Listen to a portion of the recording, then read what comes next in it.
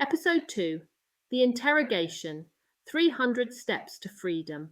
This podcast contains themes of domestic abuse, coercive control, xenophobia, and misuse of mental health systems. Listener discretion advised. Names and details have been changed for privacy.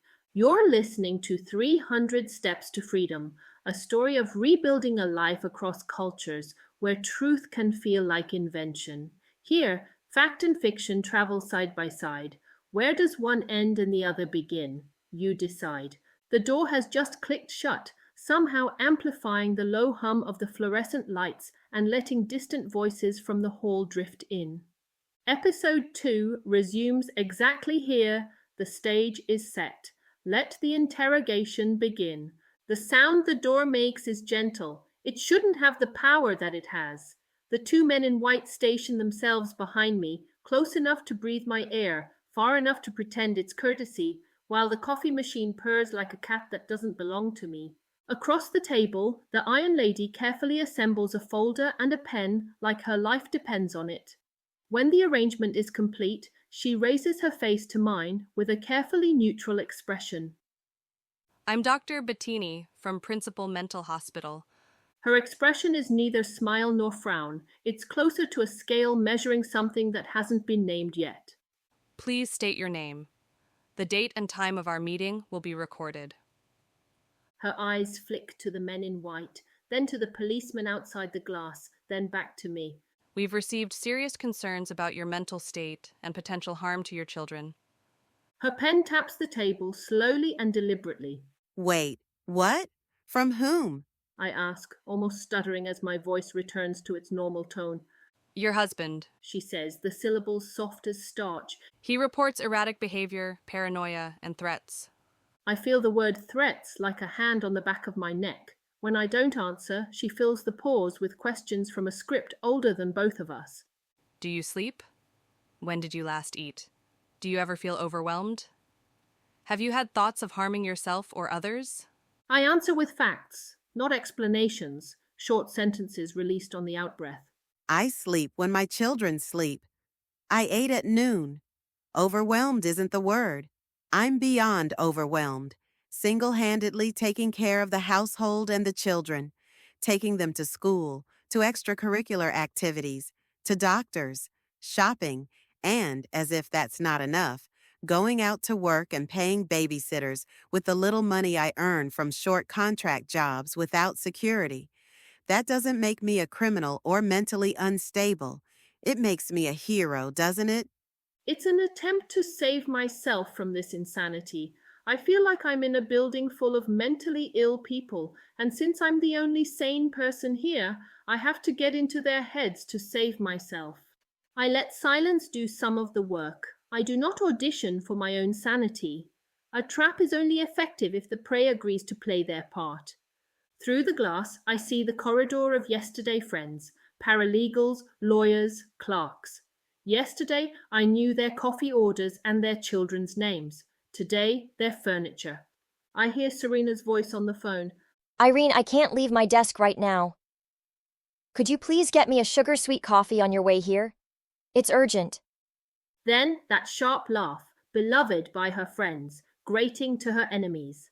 I had crossed over to the other side. Her laugh now irritated me. I see Gianluca offering to show Elijah the garden. While I waited, I see Serena's fake smile that stopped at the corners, and I hear sirens threading the air like a needle.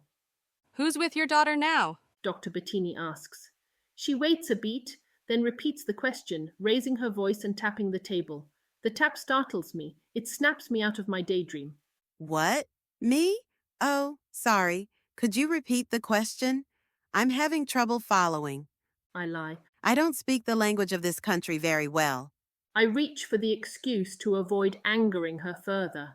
Who's with your daughter now? She repeats. My husband, I say. Serena told me she had sent him to pick her up. Her pen pauses, barely an exhale, the first hairline crack. What did you tell the office when you arrived? That I had 20 minutes before I had to pick up my daughter from her piano lesson. I say. I meet her eyes. That I needed to leave soon. And they asked you to wait? She says, not as a question. They did? I try to keep my voice steady. She states her full name and title again. As I was saying, I'm Dr. Genoveva Bettini. I'm the head psychiatrist at Principal Hospital. The questions resume, but the air has changed. It is not wind, it is gravity. And when gravity shifts, it moves mountains. Your husband is really worried about you, Irene. You stay up all night, make strange phone calls, kneel and whisper to yourself. I stay up late because I have to clean up after the children and prepare my lessons for the next day. I have relatives all over the world in different time zones, so yes, I sometimes make and receive calls late at night. I whisper because I don't want to wake the household, and I pray before going to bed. I grew up in a Christian family. A small sound leaves her throat, not judgment, but cataloguing. He claims you are violent toward your kids. He says your daughter is afraid of you because you threatened to commit suicide with a kitchen knife in front of her. I have also heard from other sources, Stefano's relatives. I suppose? What about me and my relatives? Do we get a say in the matter too? I thought to myself. They say that you tried to harm your children during severe postpartum episodes. These are very serious accusations. I will have to take you in for further evaluation and a long-needed rest. That was the last drop. The bucket overflowed. I burst out crying, remembering all the torture and abuse I had sustained at my husband's hands. And now he turns the tables on me. I remember the time he used all sorts of swear words against me in his local language because I forgot to put salt in the pasta water. I remember last week's argument when he said he'd make sure I never saw my children again if I left him, and that he would destroy my reputation and make my life impossible. I had thought it was one of his usual tantrums he often threw after his parents had passed away. But now everything seemed clear. I was always trying to make excuses for him to justify staying with him for the children's sake. He wasn't throwing tantrums or mourning his parents. This man was downright evil. They could send me to a mental hospital and I might never return to my old self after all those drugs. And even more incredible, the lawyer brother I esteemed, thinking he was wiser than the little brother. I was so wrong. I shouldn't have gotten into this marriage. My family, my friends, my colleagues had warned me. I turned a deaf ear. This is the day I pay for my sins. Forgive me, Lord, for I have sinned, I said under my breath. Oops, I was daydreaming again. I was awakened by the sound of that pen again tapping consistently on the table. It stops as I lift my gaze towards Dr. Bettini. Do you believe your husband's family is conspiring against you? And the tap began again, much stronger this time. Wait, what? Did you ask me a question? I said. She repeated sternly. Do you believe your husband's family is conspiring against you? I hesitated. No, yes, I don't know. I don't know what the heck is happening. Where are my children? It's late. They haven't had their afternoon snack, and they'll miss dinner if you take me away. Stefano isn't able to take care of the household. Oh my God, why are you doing this to me? I suppose it's obvious now that the family is conspiring against me.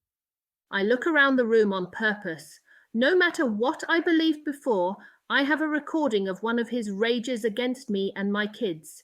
It even includes a death threat and a promise to send me home in pieces on a donkey's back. I always mistook it for tantrums. I can give you the audio if necessary. The word conspiracy is a rope they hope I'll wrap around myself. I believe systems can be shaped by the people who understand them, I say. I've never believed in conspiracy theories, but now I do believe there's one taking place right here, right now. Don't you? She keeps her poker face and ignores the question, but she seems to be rearranging the furniture of her mind. I'll need specific examples of the behavior your husband reports, she says, but she's not looking at me anymore. She's looking through me, past me, toward the hallway where my brother-in-law waits with a story. A small Mercy enters the room dressed as procedure. She asks the men in white to loosen their grip. One moves a step to the left. Oxygen returns to its job. She slides her chair backward, closes her tapping pen, and stands up. Wait here, she says to me, then shouts towards the door. Could you send in Gianluca? The door opens with that same gentle sound and lets in the corridor murmurs again. I hold my breath, eager for the result of my interrogation. He comes in with careful concern arranged on his face. She asks, gently, like a doctor palpating for pain, to name specific incidents. He says many. She asks which. He says often. She asks when. I stare at them in disbelief. My life is on the line here. Is this the right time and place to play word games? I now see Gianluca in a different light. No longer admiration or awe, just plain evil. I even think I see horns growing on his head and a tail trying to tear out of his trousers. I sit up straight and collect my thoughts. This is no time to be meandering with my brain. Everyone here is just waiting for my other shoe to drop, a perfect excuse to send me off to some asylum and disappear from the face of the earth. I can see my sister coming to Italy to look for me and my husband pretending to be the grieving widower. How disgusting. I wanted to throw up. Irene, compose yourself, I thought. By then, the word game was over and silence fell over the room like ice-cold water. Silence is a terrible liar. It never remembers its own story. She thanks him and asks the men in white to wait outside. She calls in the policeman, the handcuffs glittering under the fluorescent lights. A uniform leans in. Dottoressa, we need names for the report. More riddles and word games? Just tell me my sentence, for Christ's sake. Let's get this over with, I thought, staring wide-eyed at the Dottoressa, female doctor, in their language. A very rich language in which some expressions seem more romantic and expressive than in English. The Dottoressa looks back at me. Let's take a breath, she says to me. I sit up, thinking she has mind-reading abilities. I do as she says, and in that breath, the first crack becomes a line. I make a last attempt to narrow the interview to facts. Please specify dates, times, and witnesses for the incidents you're relying on, I say. She tries on more net-like phrases: erratic, unstable, unsafe. Replace labels with observations, I answer. What did I do exactly? When and what happens to me now? I suppose I've finally caught up on the word game too. Her pen hesitates. The script phrase. Her voice and expression soften. Irene, I'm interested in your version of the story. What led to today's events, in your opinion? I literally jump up in my sit. I have to clutch at the straw she was extending to me as a drowning woman. I can't miss this window of mercy.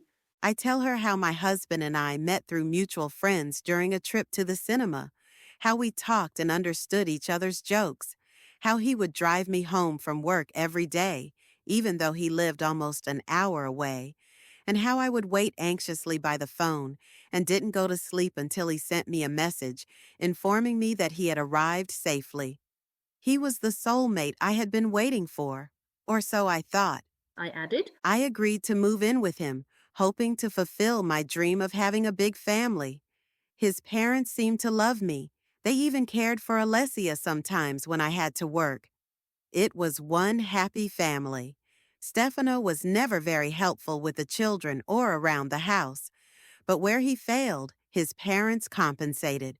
With the passing of both his parents, the family equilibrium was torn apart, and somehow Stefano decided it was time to dominate me and insult me at every chance. He tried to brainwash my daughter against me, which didn't work, but it left me hurting. I didn't recognize this person anymore, so I asked for a divorce because I was convinced that's what he wanted but didn't have the courage to do. To my surprise, after my lawyer communicated the news to him, he got even more angry and abusive. Last week, he told me he'd destroy my reputation and take away my kids if I divorced him. I didn't take him seriously, but I suppose he meant it and planned all this. I said, looking around the room again for the theatre lights to capture the scene under the spotlight I am in. A folder rustles and Paige turns back. She looks up from her note-taking and stares at me for a bit, as if she were waiting for me to continue. That was as much as my weak soul could manage for now. The fight is over. I have to accept defeat. He had won. I shouldn't be a sore loser. Realizing I had finished, she closes her notebook. She observes me for a while. then says to the hallway, The concerned parties may come in, please. I find no basis for involuntary commitment. She turns to Gianluca. I need to see you in my office next week. I need you to explain why you wasted taxpayers' money by setting all this up. Everybody stand down. She looks around the room. That's the policeman's cue to leave. The scuff of boots retreating. A radio crackles once, then fades. The men in white exhale. The fluorescent hum softens. She meets my eyes and hands me her visiting card with an appointment date. Please come and see me in my office. I'll explain everything. You're free to leave. She bends nearer and repeats it, because I don't move. I can't move. I must be in shock. I can't believe it's over. I don't reply. I stand up very slowly, expecting the policeman to come back in and handcuff me, or the nurses to inject me with something. None of that happens. I keep walking, mechanically, like a remote-controlled robot. I reach the ground floor and grab my son as soon as Serena hands him to me. I am pleasantly surprised to find Alessia there, too. I ask her to come with me, which she does. We rush to my car as fast as we can. No sign of my husband, but I don't ask questions. I have to get out before anyone changes their mind. What now, I think, when I am in my car and safely out of the office compound gate? We get home and take our turns in the shower to wash off the day's stress. I tuck my babies into bed with the usual bedtime story lullaby and 2 kisses on the cheek routine. I can finally go to bed and sleep off the anxiety. Tomorrow is another day to start again and forget today. Now that it's over, how will the family dynamics change? Little do I know that I've won the first battle, but the war is still on and far from over. That brings us to the end of episode 2, The Interrogation. Join me in the next episode as I explore the aftermath in episode 3 of our podcast. Don't forget to like, comment, share your own stories, and above all, subscribe so you don't miss out.